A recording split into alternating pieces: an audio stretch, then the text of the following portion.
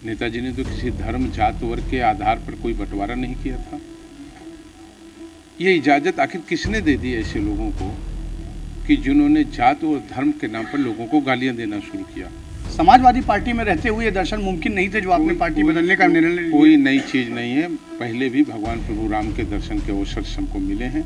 आज भी भगवान प्रभु राम के श्री चरणों का आशीर्वाद हमें मिला है और आज दर्शन करने जा रहे हैं। उनकी असीम कृपा है कि भगवान प्रभु राम के चरणों के दर्शन हमें आज प्राप्त होंगे। मनोज पांडे असली में पीडीए करते हैं।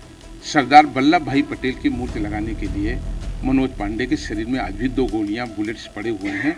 भाजपा में अब कब जाएंगे? मैं ऊंचाहार से विधायक हूं। जब तक जीवित हूं ऊंचाहार की जनता के लिए, गरीबों के लिए, अति पिछड़ों के लिए, अपने दलित भाइयों के लिए और हर वंचित के लिए मैं लड़ाई लड़ता रहूंगा। क्या भाजपा भी अगर रुख अपनाएगी, आपको टिकट देगी तो लड़ेंगे? हम कल्पना के आधार पर कोई बात नहीं करते। यूं खूबसूरत सा एक रिश्ता खत्म हो गया, वो दोस्ती निभाते रहे और हमें इश्क हो गया। आजकल अखिलेश यादव ये कहते दिख रहे हैं उन 8 विधायकों के लिए जो कभी उनके साथ थे। उन्हीं में से एक 31 सालों के पुराने मित्र मनोज पांडे हमारे साथ बात करने के लिए मौजूद हैं। मनोज जी, क्या लगता है कि आपने 31 सालों बाद ये बेवफाई करने का जो रुख अपनाया, ये अखिलेश जी को पसंद नहीं आ रहा? वो बार बार यही कह रहे हैं कि हमारी दोस्ती भाजपा ने तोड़वा दी। तो क्या है इसमें असली गुनहगार कौन है? देखिए, इस प्रश्न का कोई उचित उत्तर नहीं है। उत्तर हमारा इतिहास है। 31 साल लगातार एक दल में रह करके, सत्ता में नहीं विपक्ष में भी रह करके, सत्ता तो बहुत थोड़ी दिनों की रही और सत्ता को भी हमने हरदम सेवा का माध्यम माना है। और मेरा मानना है कि जो एक विचारधारा थी मन में, कमज़ोर गरीब कैसे उसकी मदद करनी है, पीड़ित के साथ कैसे खड़ा होना है, अन्याय के साथ कितनी मजबूती से लड़ना है, ये विचारधारा आदरणीय मुलायम सिंह यादव जी ने हम लोगों को सिखाई थी। और हम समझते हैं कि दुनिया में एक ऐसा नेता हम लोगों के संरक्षक के रूप में रहा है जिनको हम लोग धरतीपुत्र मुलायम सिंह कहते हैं। लेकिन दुख ये है, जिस दल को नेताजी ने बनाया, जिन रास्तों पर नेताजी ने कल्पना की और नेताजी ने लंबे वक्त तक चलाया, सवाल ये है कि इस प्रश्न का जवाब आप दे सकते हैं। आप समाज के बुद्धिजीवी हैं। क्या उस रास्ते पर दल चला? क्या ये सच नहीं है कि जिस दल को नेताजी ने अपने खून से सींचने का काम किया, नेताजी ने तो नहीं कहा था कि भगवान राम को गाली दी जाए। नेताजी ने तो किसी धर्म जात वर्ग के आधार पर कोई बंटवारा नहीं किया था।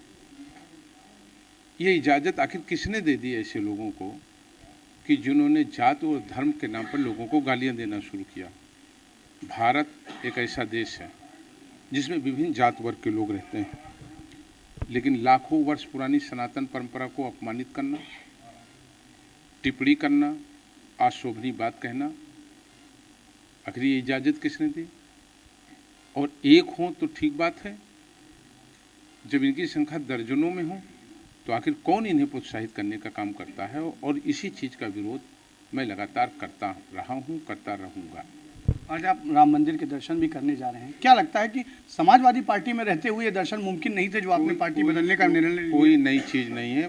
पहले भी भगवान प्रभु राम के दर्शन के अवसर हमको मिले हैं।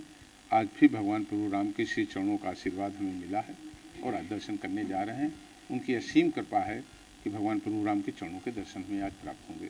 कहा यह जा रहा है, लगातार रामजी सुमन कह रहे हैं कि उन्होंने पीडीए का साथ नहीं दिया, तो इसे किस तरीके से जवाब देंगे? मनोज पांडे असली में पीडीए करते हैं। पीडीए का मतलब है गरीब, कमज़ोर, किसान, मजदूर, इनके साथ लड़ें। जो लोग ये कहते हैं हमारी विधानसभा में आए और देखें कि 5 दशक से उपेक्षित माहेपासी किले को सजाने का काम किसने किया।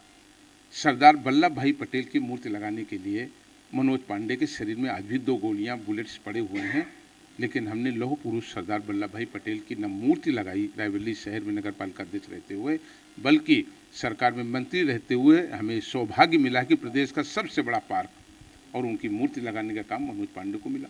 बीरापासी द्वार, भव्य द्वार बनवाने का मनोज पांडे को मौका मिला, ये सौभाग्य मिला।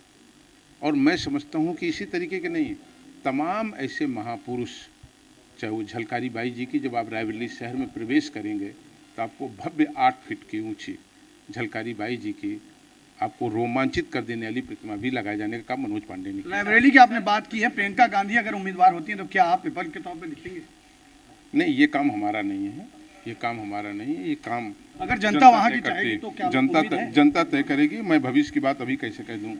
भाजपा में कब जाएंगे? मैं ऊंचाहार से विधायक हूं, जब तक जीवित हूं ऊंचाहार की जनता के लिए, गरीबों के लिए, अति पिछड़ों के लिए, अपने दलित भाइयों के लिए और हर वंचित के लिए मैं लड़ाई लड़ता रहूंगा। एक और सवाल है कि क्या भाजपा भी अगर रुख अपनाएगी, आपको टिकट देगी तो लड़ेंगे? नहीं, हम कल्पना के आधार पर कोई बात नहीं करते।